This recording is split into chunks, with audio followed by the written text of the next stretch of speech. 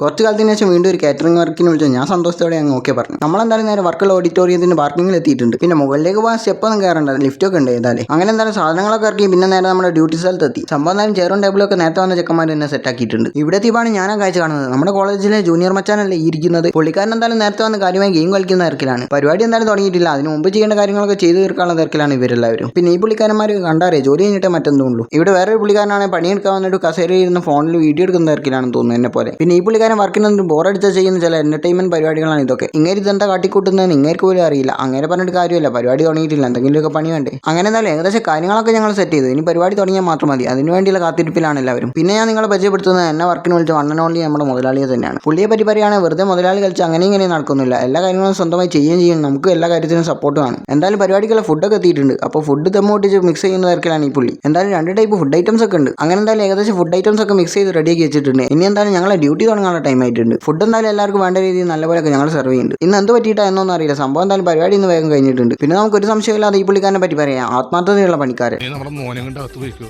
ഇല്ലെങ്കിൽ ചിക്കൻ ആണെന്ന് പറഞ്ഞ് നമ്മുടെ ചെക്കൻ അവൻ തിന്നും. ഞാനും അങ്ങനൊന്നും കഴിക്കാറില്ല. പിന്നെ കഴിക്കുമ്പോ കഴിച്ചോണ്ടേ